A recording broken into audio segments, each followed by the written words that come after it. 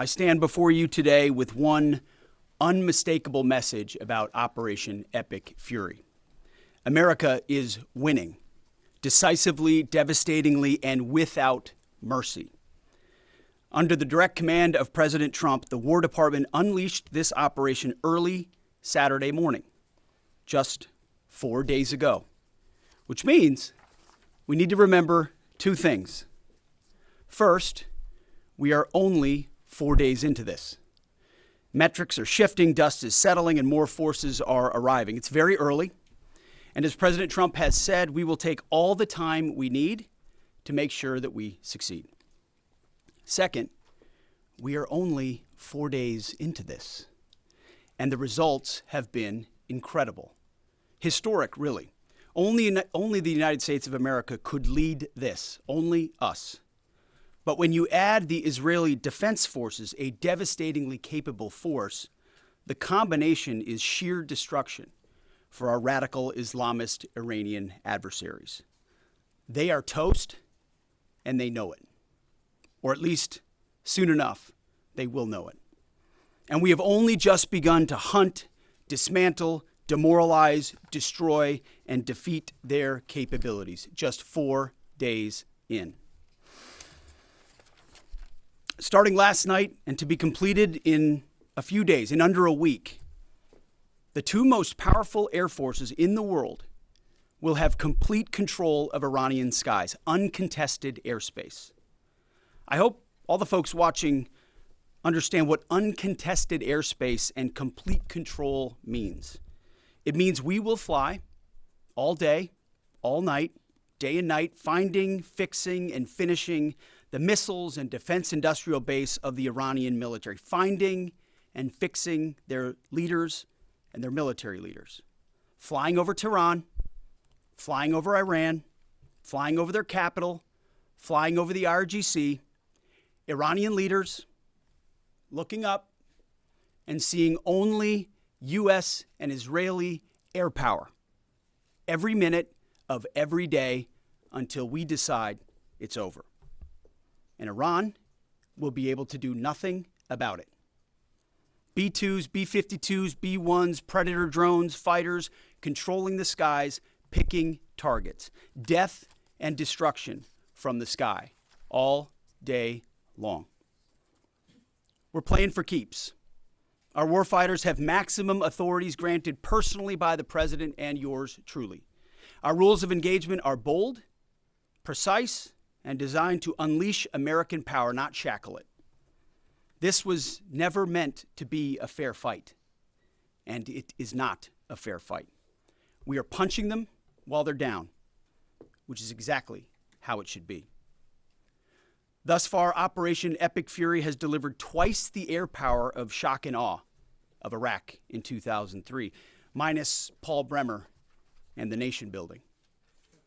The campaign has 7 times the intensity of Israel's previous operations against Iran during the 12-day war, 7 times.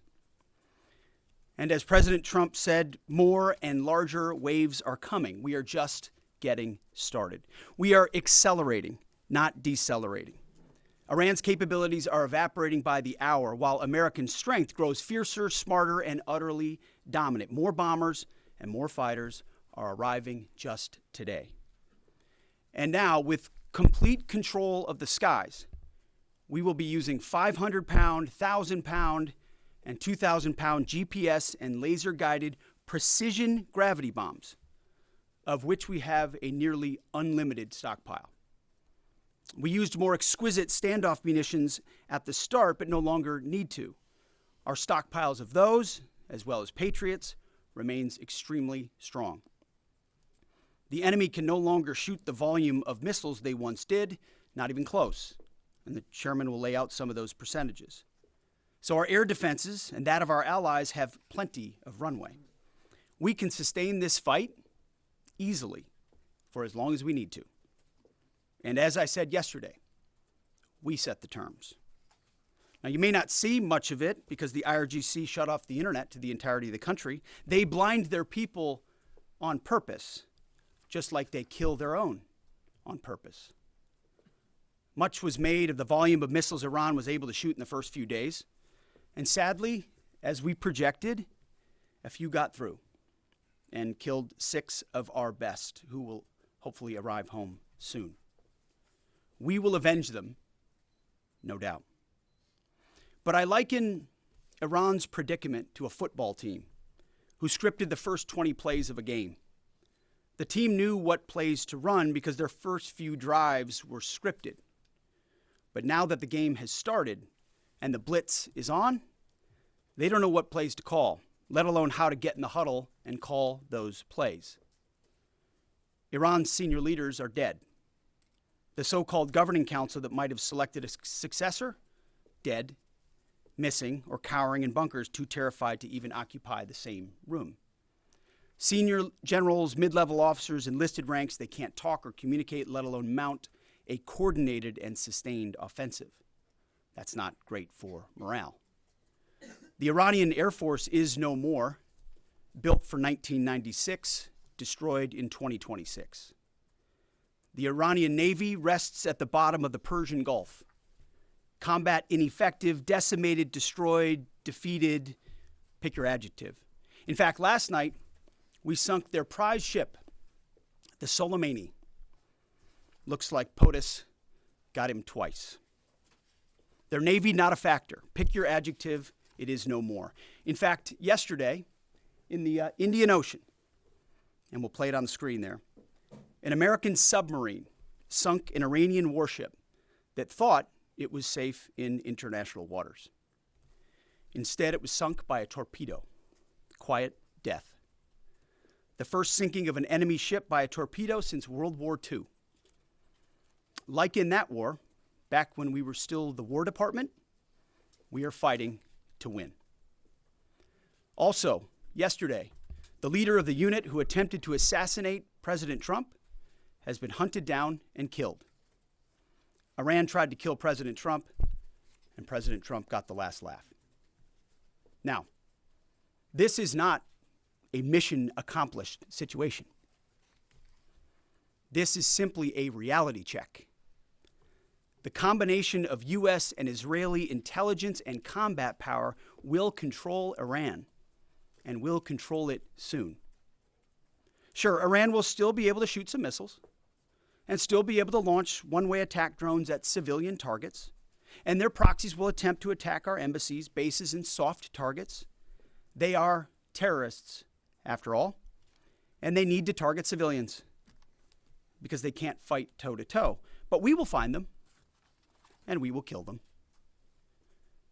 This is what the fake news misses. We've taken control of Iran's airspace and waterways without boots on the ground. We control their fate. But when a few drones get through or tragic things happen, it's front page news. I get it. The press only wants to make the president look bad, but try for once to report the reality. The terms of this war will be set by us at every step. As I said Monday, the mission is laser focused. Obliterate Iran's missiles and drones and facilities that produce them, annihilate its navy and critical security infrastructure, and sever their pathway to nuclear weapons. Iran will never possess a nuclear bomb, not on our watch, not ever. And this is why President Trump's moral clarity on Iran today is so vital. Unlike the past, where vague red lines and endless negotiations let Iran fund terror and inch ever so slightly toward a bomb, this president sees the threat plainly and acts decisively. No more half measures, especially when Iran is at its weakest. No more letting Tehran play for time while our people pay the price. His leadership ensures that we finish what we start and that we protect our warfighters by crushing the enemy before they can strike again. Our offensive operations, refined through months of relentless preparation, are unstoppable. And our defensive efforts are unprecedented. We have from the start put the protection of our troops ahead of everything else.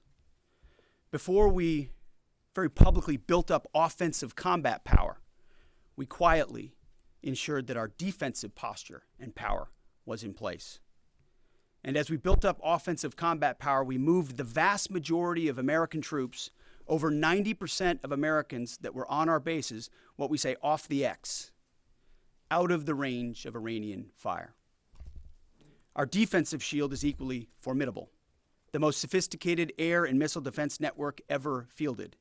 Thousands of Iranian missiles and drones have been intercepted and vaporized. Tens of thousands of American and allied lives protected. We have pushed every counter-UAS system possible forward, sparing no expense or capability. And like I said, this does not mean we can stop everything, but we ensured that the maximum possible defense and maximum possible force protection was set up before we went on offense. In closing, as President Trump told German Chancellor Merz yesterday, Iran negotiated in bad faith, stalling, scheming, and preparing to strike. And we acted decisively to defend our people, our interests, and our allies. President Trump took bold action, putting America first, the kind of bold action that the American people elected him to execute. To our steadfast partner, Israel, your mission is being executed with unmatched skill and iron determination. Fighting shoulder to shoulder with such a capable ally is a true force multiplier and a breath of fresh air. We salute your courage and your contribution. 4 days in, we have only just begun to fight. America fights to win, and in Operation Epic Fury, we are. May God's providence cover and protect our troops always. And with that, I turn it over to the chairman. Thank you, Mr. Secretary, and good morning, everyone. Thank you for being here. I'm here today to provide the American people and those of you in this room an update on Operation Epic Fury. First, it's with profound sadness and gratitude that I share the names of 4 of our 6 fallen heroes, all from the 103rd Sustainment Command, U.S. Army Reserves out of Des Moines, Iowa. Captain Cody Cork, Sergeant First Class Noah Tegens, Sergeant First Class Nicole Amore, and Sergeant Declan Cody. To the families of our fallen, we grieve with you today, and we look forward to welcoming your family members home at Dover in the coming days.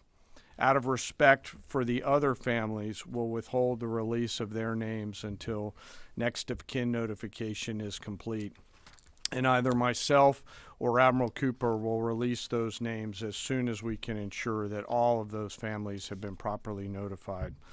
To our Gold Star families, to our wounded warriors and their loved ones, we will never forget your sacrifice.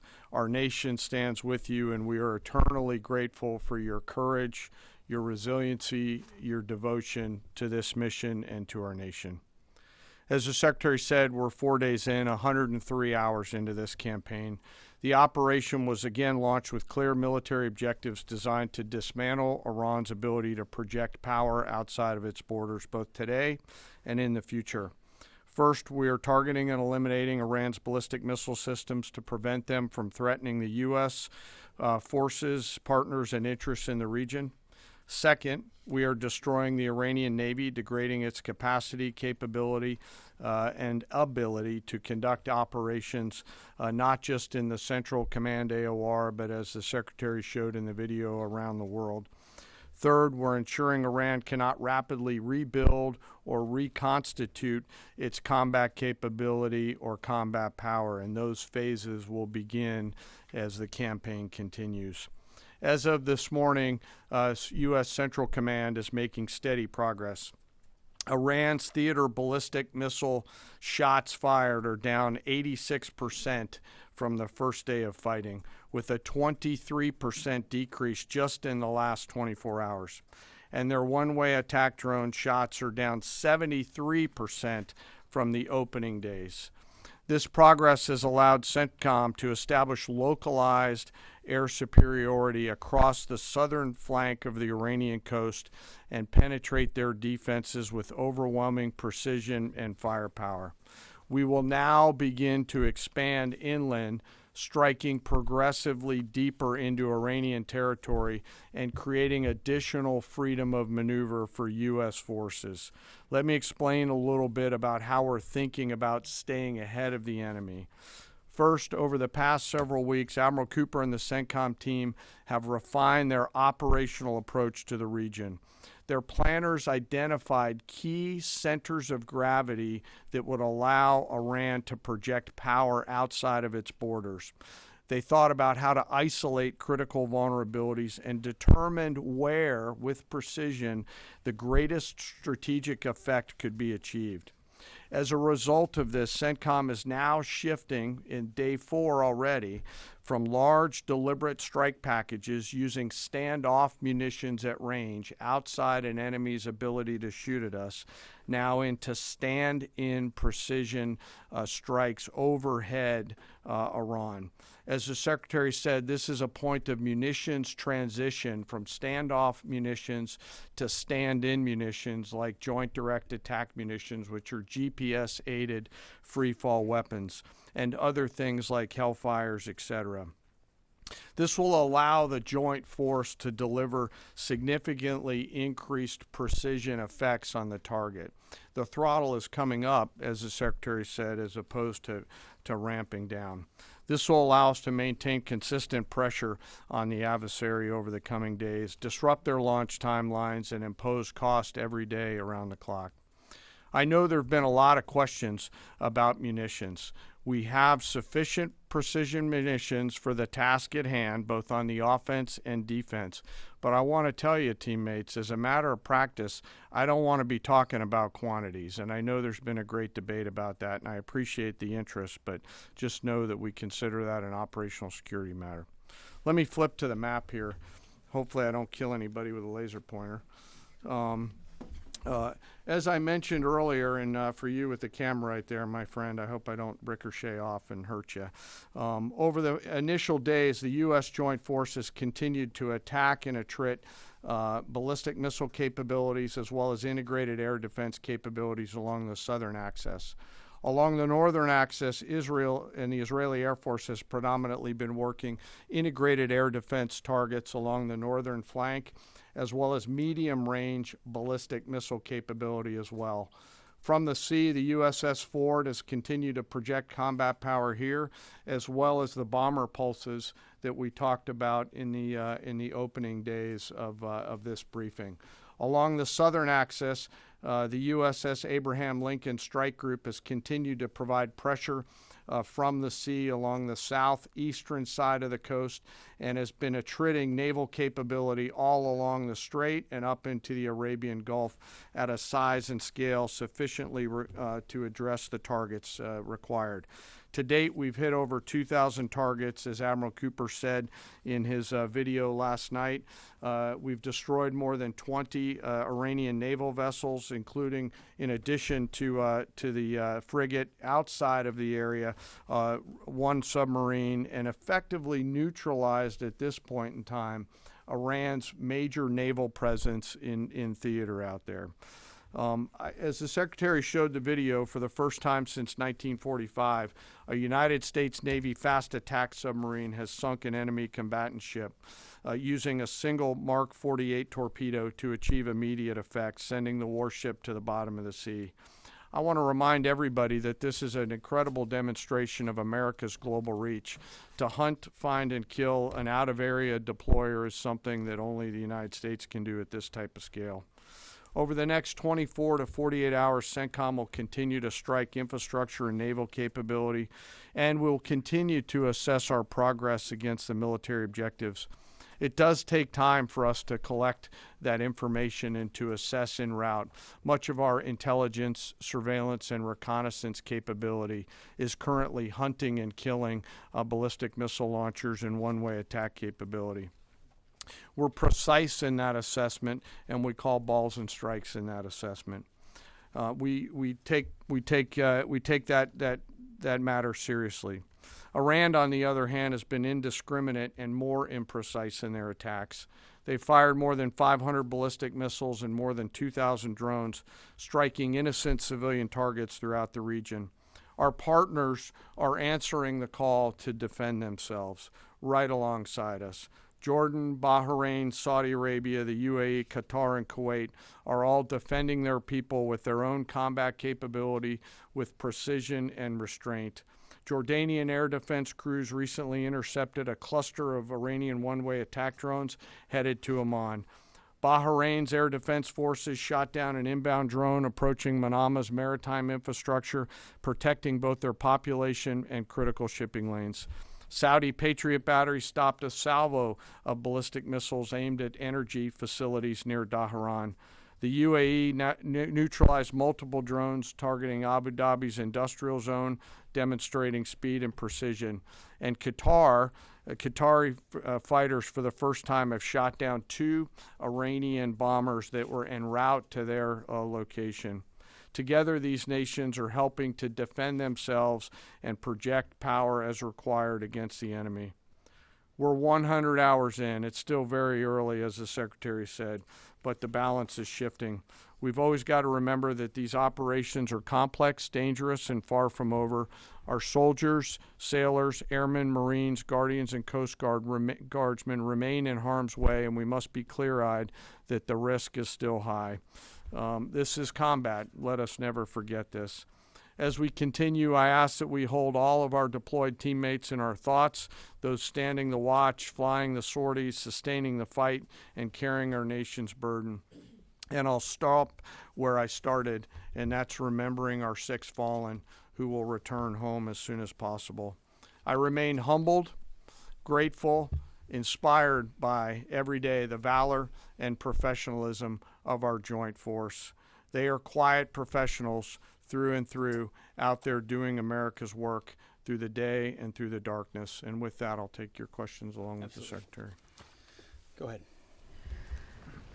What do you assess the enemy's control and command status is right now? And can you broadly describe our decisive point in this operation? Well, I won't describe the decisive point in the operation because that would tell the bad guys what it was. That's a good question, though. I appreciate the question. Their C2 structures in a bad way. Admiral Cooper's been continuing to pressure C2 at the IRGC C2 and other military elements, and will continue to do so. Thank you for the question. Thank you, Secretary Hegseth. Mary Margaret with the Daily Wire. Couple questions for you and then one for General Kane. Can you tell us more about how we took out the leader who was the leader of the group that was trying to assassinate President Trump? And then Turkey's defense ministry says NATO air defense systems intercepted an Iranian ballistic missile headed towards Turkish airspace.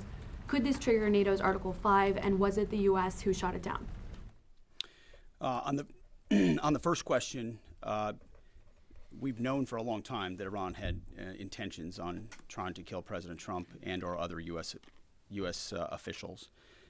And while that was not the focus of the effort by any stretch of the imagination, in fact, never raised by the president or anybody else, I ensured and others ensured that those who were responsible for that were eventually part of the target list. It wasn't the beginning of the effort. We were focused on missiles and launchers, and that's the focus. But ultimately, if we had the opportunity to get at those who are trying to get at Americans specifically, we would. And so we eventually had the opportunity to do that from the air. And then on the matter with Turkey, I'll have to get back to you on exactly what the intercept looked like at that. We're aware of that particular engagement, although no sense that it would trigger anything like Article 5. No. Tie right there. You got a tie on. Yeah. Thank you. Tom Bateman with the BBC. Can you give us an update on what the administration knows, what you know now about the reported strike on a girls' school in southern Iran on Saturday? All I can say is that we're investigating that. We, of course, never target civilian targets, but we're taking a look and investigating that. Red tie in front. Just on the basis that with the information you would have, your reconnaissance abilities, ability to gather information, I mean, it's several days on now. So is there any clarity on whose munition this was? We're investigating it. Thank you. Secretary, so there are reports that the administration is considering arming Iranian Kurdish groups.